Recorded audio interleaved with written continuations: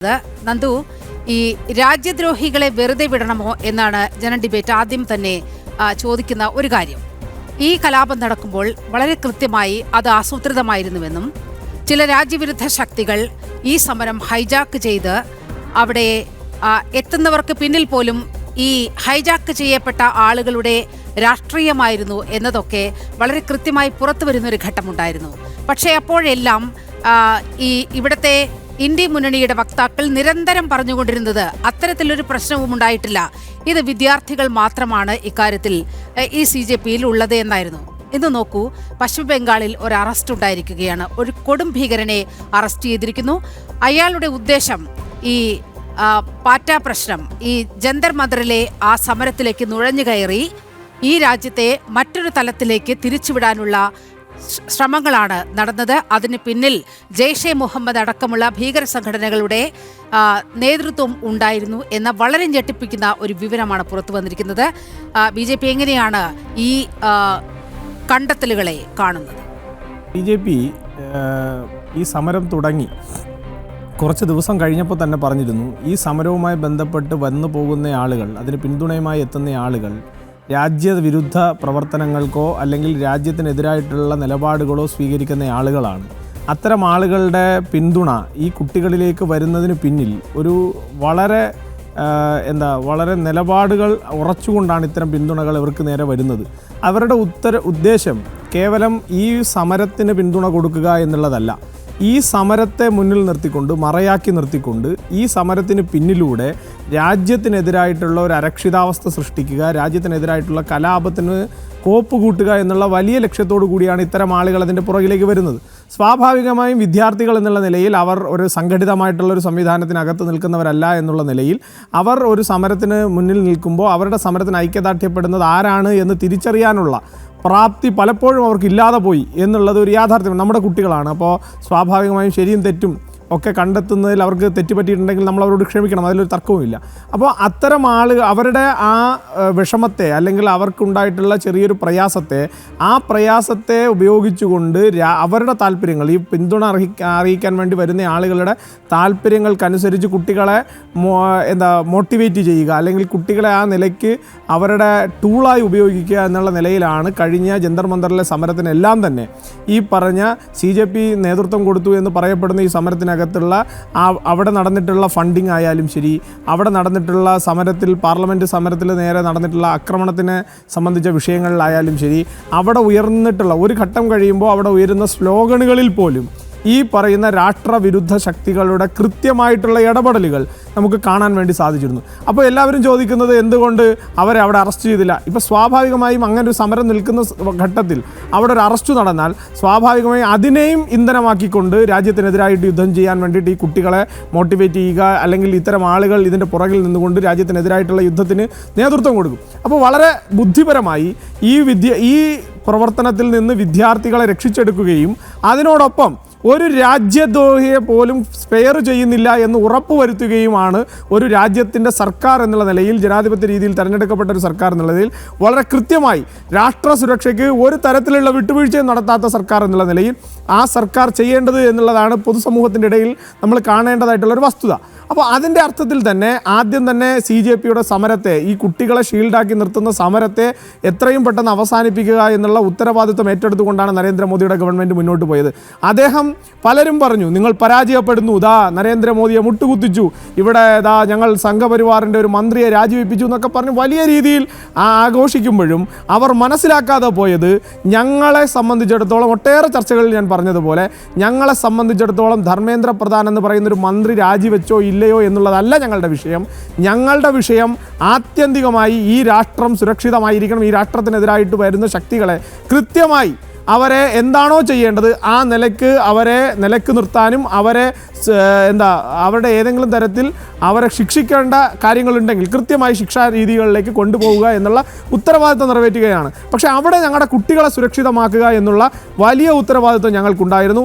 ആ ഉത്തരവാദിത്വം ഒരു ഗവൺമെൻറ് എന്നുള്ള നിലയിൽ അതിനെല്ലാം അപ്പുറത്ത് ഞങ്ങൾ വിശ്വസിക്കുന്ന പ്രത്യയശാസ്ത്രത്തിൻ്റെ അടിസ്ഥാനത്തിൽ തന്നെ ഞങ്ങളുടെ രാഷ്ട്രത്തിൻ്റെ അടുത്ത തലമുറയെ സുരക്ഷിതമായി ചേർത്ത് നിർത്തിക്കൊണ്ട് അവരെ ഈ പറയുന്ന മോബിൽ നിന്ന് മാറ്റി നിർത്തിക്കൊണ്ട് കൃത്യമായി ഇതിനകത്ത് കടന്നുകൂടിയിട്ടുള്ള ചെന്നായ്ക്കളെ എങ്ങനെയാണോ രാജ്യം ട്രീറ്റ് ചെയ്യേണ്ടത് ആ നിലയ്ക്ക് തന്നെ ട്രീറ്റ് ചെയ്യും എന്നുള്ള കൃത്യമായ സന്ദേശം ഞങ്ങൾ രാജ്യത്തിന് മുൻപാകെ കൊടുത്തിട്ടുണ്ട്. ആ നിലയ്ക്ക് തന്നെ മുന്നോട്ട് പോകും. ഞങ്ങളുടെ വിദ്യാർത്ഥികളെ ഞങ്ങൾ സുരക്ഷിതമായി അവരുടെ വീടുകളിലേക്ക് എത്തിച്ചിട്ടുണ്ട്. ഇനി രാജ്യത്തിനെതിരെ യുദ്ധം ചെയ്യാൻ ശ്രമിച്ചിട്ടുള്ള ഒരു തീവ്രവാദ ശക്തികളെയും, ഒരു രാജ്യവിരുദ്ധ ശക്തികളെയും, ഒരു രാജ്യവിധ്വംസക ശക്തികളെയും അവനെ എവിടെ നിന്നാണോ പിടിക്കേണ്ടത്, അവനെ എങ്ങനെയാണോ രാജ്യം മാതൃകാപരമായി ശിക്ഷിക്കേണ്ടത് ആ നിലയ്ക്ക് തന്നെ മുന്നോട്ട് പോകും. അതിലൊരു അണുവീട വ്യത്യാസം ഉണ്ടാകുമെന്ന് നിങ്ങൾ ആരും ധരിക്കണ്ട. അതായത് ധർമ്മേന്ദ്ര പ്രധാൻ രാജിവെച്ചുകൊണ്ട് പറഞ്ഞ ആ രാജിക്കത്തിലെ വളരെ പ്രധാനപ്പെട്ട ഒരു വാചകമായിരുന്നു, എനിക്ക് ഈ രാജ്യത്തെ വിദ്യാർത്ഥികളുടെ ഭാവിയാണ് വലുത്. നിയമക്കുരുക്കിലേക്ക് കൂടുതൽ നിയമക്കുരുക്കുകളിലേക്ക് അവർ പോയി അവരുടെ ഭാവി ജീവിതം അരക്ഷിതമാകാൻ അനുവദിക്കില്ല. ഒപ്പം ഈ രാജ്യത്തിന്റെ അഖണ്ഡത എനിക്ക് പ്രധാനമാണ്.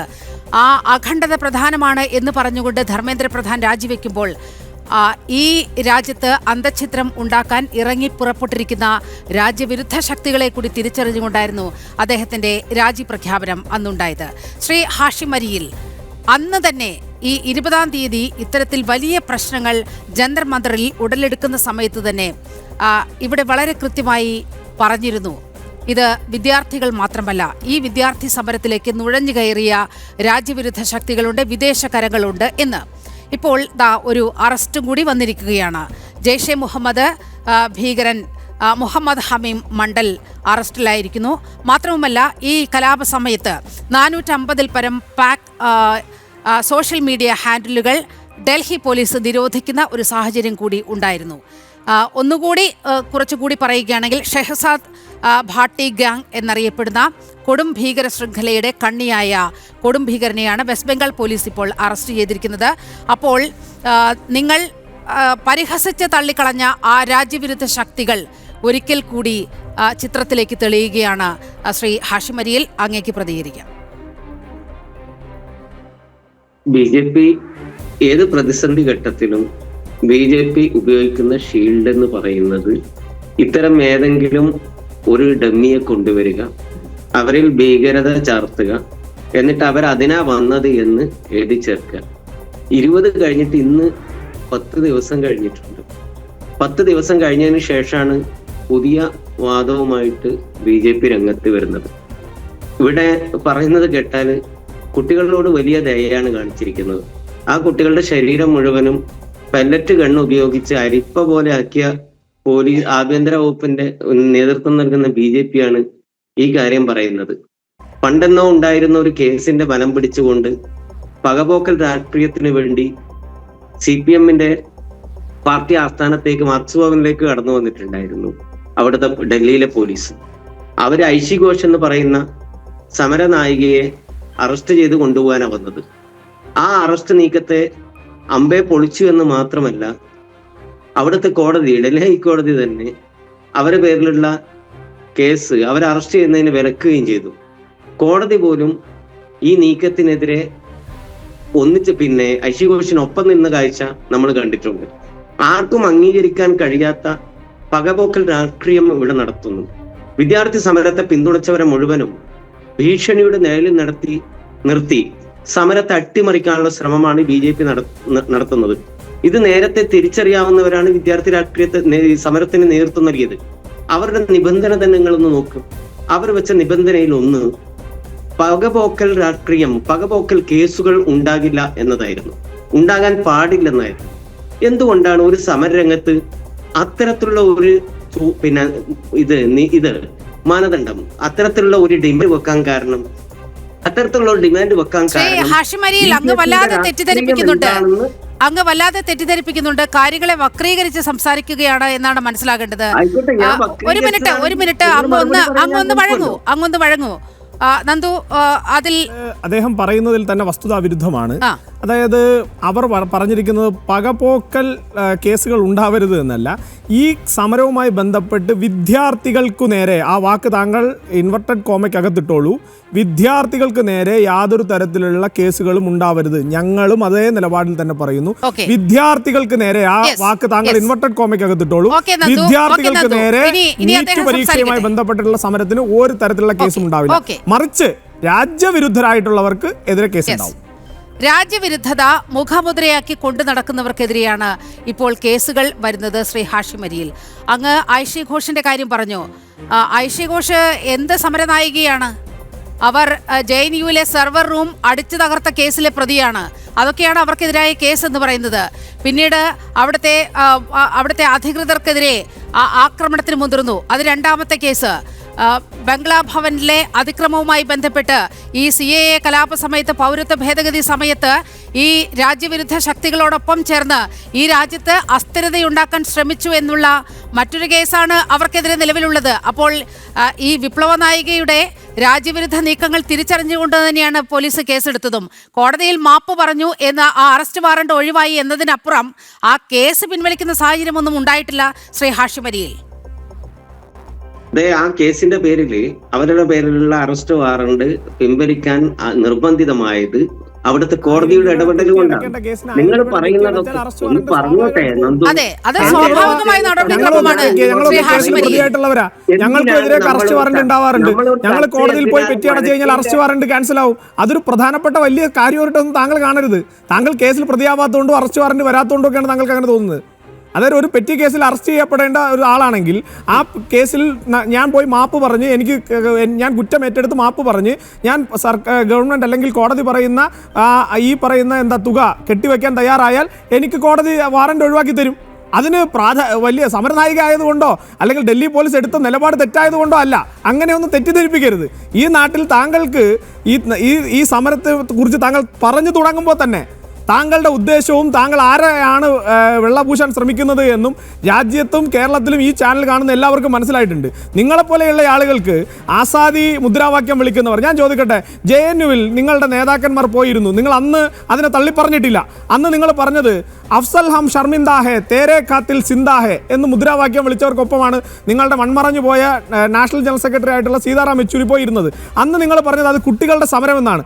പിന്നീട് നിങ്ങളുടെ സീതാറാം യെച്ചൂരി തന്നെ പറഞ്ഞു ആ വിളിച്ച മുദ്രാവാക്യത്തോട് ഞങ്ങൾക്കൊരു യോജിപ്പുമില്ല എന്ന് പറഞ്ഞാൽ അഫ്സൽ ഗുരു എന്ന് പറയുന്ന പാർലമെന്റ് അറ്റാക്ക് കേസിലെ പ്രതിയെ അദ്ദേഹത്തെ സുപ്രീം കോടതി വധശിക്ഷയ്ക്ക് വിധിച്ചതിൽ ഞങ്ങൾ നാണിക്കുന്നു എന്ന് ഈ പറയുന്ന JNUവിലെ വിദ്യാർത്ഥി സമരം എന്ന് നിങ്ങൾ ഓമന പേരിട്ട് വിളിച്ച ആസാദി തുക്കട ഗ്രൂപ്പ് വിളിച്ചപ്പോൾ അവർക്കൊപ്പം പോയിരുന്നയാളാണ് ഇന്നത്തെ LOP ആയിട്ടുള്ള രാഹുൽ ഗാന്ധിയും ഇപ്പുറത്തിരുന്നയാളാണ് നിങ്ങളുടെ മൺമറഞ്ഞു പോയ ദേശീയ ജനറൽ സെക്രട്ടറി ആയിട്ടുള്ള ശ്രീ സീതാറാം യെച്ചൂരിയും. അതിനെ അന്ന് നിങ്ങൾ അനുകൂലിക്കുകയും പിന്നീട് നിങ്ങൾക്ക് തള്ളിപ്പറയേണ്ടി വന്നു. എന്തുകൊണ്ടാണ്? അന്ന് നിങ്ങളോടൊപ്പം ഉണ്ടായിരുന്ന കനയ്യകുമാർ ഇന്ന് കോൺഗ്രസ് പാളയത്തിനകത്താണ്. നിങ്ങൾക്ക് ഈ സമരത്തെ ഒന്ന് ഡിഫൈൻ ചെയ്യാൻ സാധിക്കും. ഇനി അതേപോലെ ഞാൻ ഒരു കാര്യം കൂടി പറയാം. ഭാരതേരെ തുക്കടേ ഹോങ്കെ ഇൻഷാ അല്ലാ മുദ്രാവാക്യം എന്ന് പറഞ്ഞാൽ ഭാരതത്തെ ഞങ്ങൾ വെട്ടിമുറിക്കും.